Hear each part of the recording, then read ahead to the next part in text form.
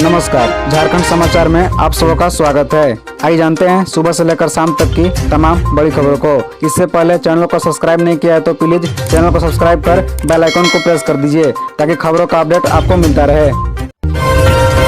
सभी 14 लोकसभा सीटों पर जीत के लिए बीजेपी का मास्टर प्लान, तैयार होगी सांसदों की कुंडली। दरअसल आपको बता दें कि लोकसभा चुनाव 2024 में अब 1.5 साल से भी कम समय बचा है। धीरे धीरे सभी राजनीतिक दल चुनावी मोड में आने लगे हैं। विपक्ष जहां भारतीय जनता पार्टी के खिलाफ एकजुटता के प्रयासों में लगा है, तो वहीं बीजेपी मिशन 2024 के नारे के साथ आगे बढ़ रही है।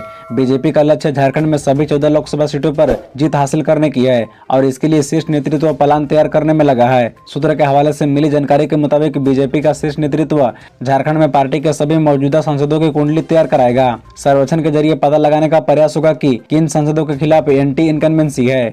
इसमें कार्यकर्ताओं और आम जनता की बराबर राय ली जाएगी। 14 ऐसे बिंदु हैं जिन पर सवाल होंगे। यदि सर्वेक्षण आगामी लोकसभा चुनाव में पार्टी के लिए टिकट बंटवारे का आधार भी बनेगा। इस पर बीजेपी कोई रिस्क नहीं लेना चाहती। बता दें कि अभी झारखंड में भारतीय जनता पार्टी के 11 सांसद हैं। एक सीट पर सहयोगी आजसू के सांसद हैं। शेष 2 सीटों पर झारखंड में सत्तारूढ़ झारखंड मुक्ति मोर्चा के सांसद हैं।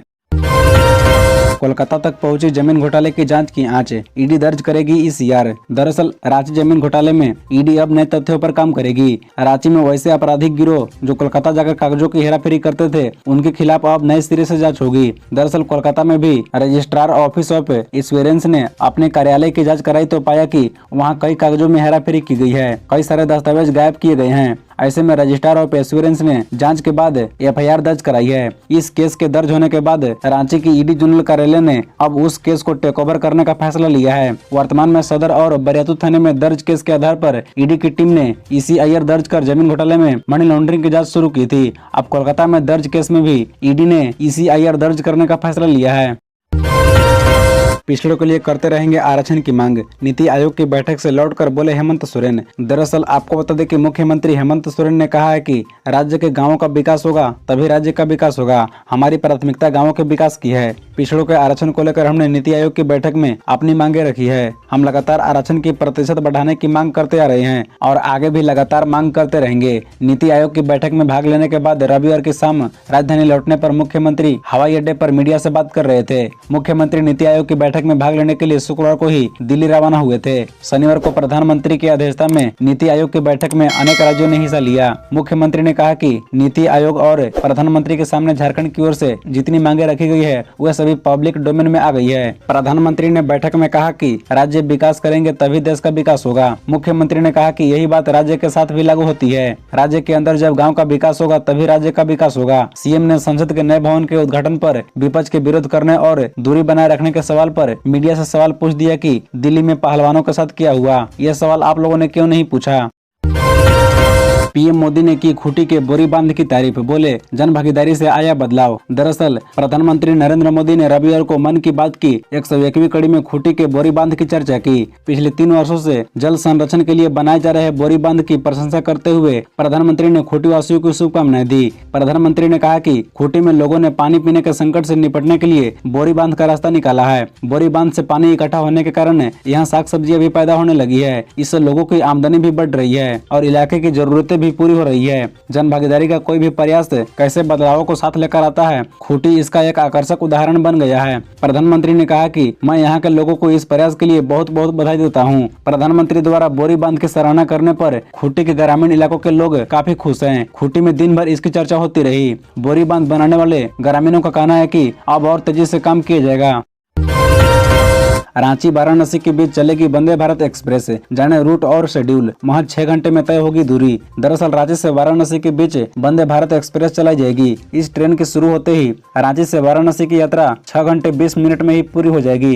हालांकि ट्रेन चलाने के लिए तिथि का आधिकारिक घोषणा नहीं हुई है। रेलवे सूत्रों के अनुसार यह train north eastern railway Varanasi rail मंडल के अधीन रहेगी। रख रखाव की जिम्मेदारी भी इसी मंडल को मिलेगी। इसे लेकर मंथन जारी है और अंतिम स्वीकृति का इंतजार किया जा रहा है। वाराणसी से रांची के चलने वाली यह ट्रेन उत्तर प्रदेश, बिहार और झारखंड को सीधे तौर पर जोड़ेगी। यह ट्रेन के शुरू होने पर रांची से 3 वंदे भारत हो जाएगी। 2 अन्य ट्रेनें रांची पटना वंदे भारत व रांची हावड़ा शामिल है। रांची पटना वंदे भारत के रख रखाव का जिम्मा भी राजेंद्र नगर टर्मिनल को मिलने वाला है। बता दें कि अभी रांची से वाराणसी के बीच 2 मार्ग से इस ट्रेन को चलाने की बात चल रही है। एक मार्ग की दूरी 575 किलोमीटर है, वहीं दूसरे मार्ग की दूरी 539 किलोमीटर है। ज्यादा उम्मीद है कि यह ट्रेन बिहार के गया से होकर चलेगी, क्योंकि इस मार्ग में यात्री ज्यादा हैं।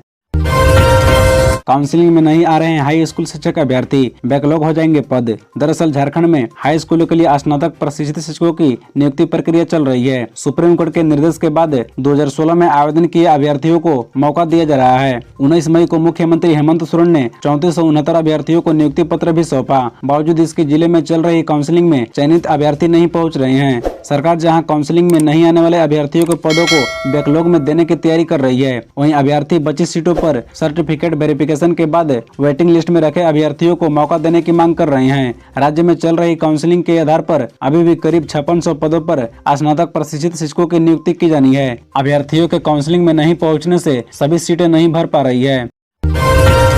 न बुनियादी सुविधा न ही प्रोफेसर, कैसे बनाएंगे डॉक्टर, बदहाल है फूलो झानो मेडिकल कॉलेज। दरअसल दुमका में संचालित फूलो झानो कॉलेज अस्पताल एवं मेडिकल कॉलेज राष्ट्रीय आयुर्विज्ञान के मानकों पर खरा नहीं उतर रही है। मेडिकल कॉलेज में सबसे बड़ा कमी संसाधनों की है। हाल यह है कि फूलो झानो मेडिकल एवं हॉस्पिटल में अध्ययनरत छात्रों के लिए न तो फैक्ट्री वाइड व्यवस्था उपलब्ध है, न ही मेडिकल स्टाफ, न लैब है और न उच्च मानक स्तरीय लाइब्रेरी। क्लासरूम तक अप टू मार्क नहीं है। अधिकतर संकायों में professor, associate professor, assistant professor की भारी कमी है।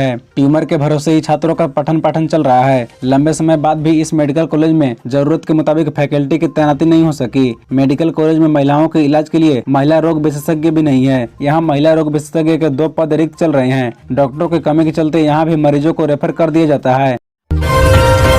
कुर्मी को एसटी में शामिल करने की फिर उठी मांग, उग्र आंदोलन की चेतावनी, जाने पूरा मामला।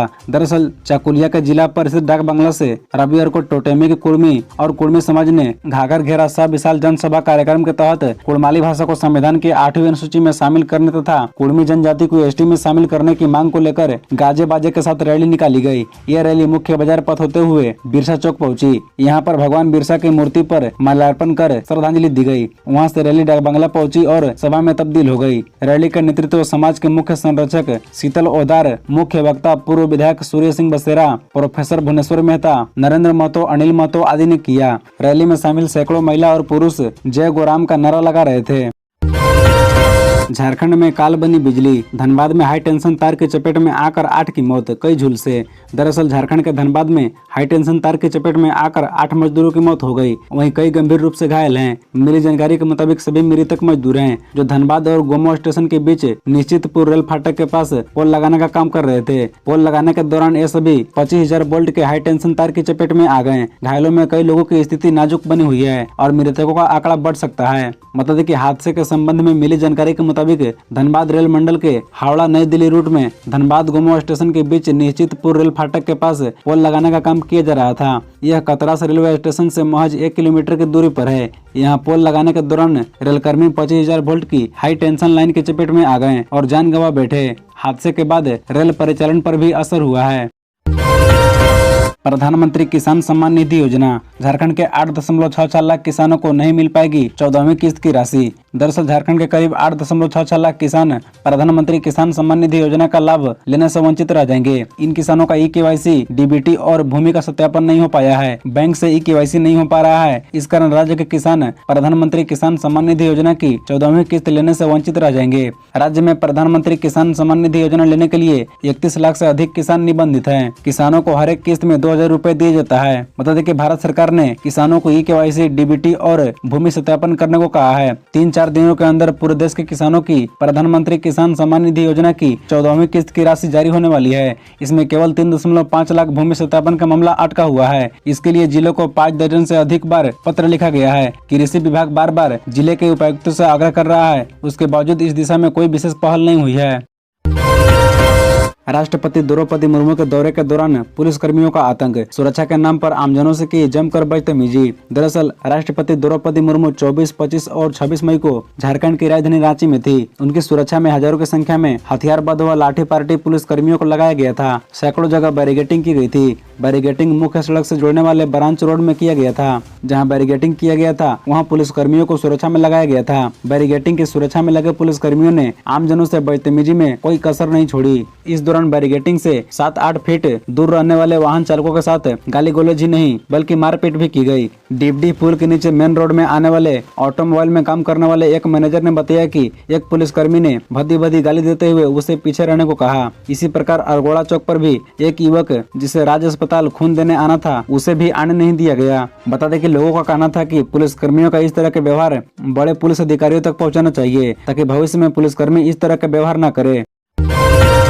पूर्व विधायक गुरुचरण नायक पर हुए नक्सली हमले में तीन आरोपियों के खिलाफ आरोप पत्र दायर। दरअसल राष्ट्रीय अन्वेषण अभिकरण ने पूर्व विधायक गुरुचरण नायक पर हुए नक्सली हमले से संबंधित एक मामले में अपना दूसरा पूरक आरोप पत्र दायर किया है। मालूम हो कि जनवरी 2022 में झारखंड में हुई इस घटना में 2 पुलिस कर्मियों की मौत हो गई थी। मामले की जानकारी देते हुए संघीय एजेंसी के प्रवक्ता ने बताया कि प्रतिबंधित नक्सली संगठन भारतीय कम्युनिस्ट पार्टी माओवादी के 2 हथियारबंद कैडर 25 वर्षीय तिवारी बंकीरा उर्फ साका, सदन कोरा उर्फ साजन के खिलाफ शनिवार को रांची में एनआईए की विशेष अदालत में आरोप पत्र दायर किया गया। बता दें कि झारखंड के पश्चिमी सिंहभूम जिले के रहने वाले दोनों नक्सलियों पर भारतीय दंड संहिता और गैर कानूनी गतिविधि अधिनियम की विभिन्न धाराओं के तहत आरोप लगाए गए हैं। खबरों से जुड़े रहने के लिए चैनल को सब्सक्राइब, वीडियो को लाइक एवं एक दूसरे से शेयर जरूर करें। धन्यवाद।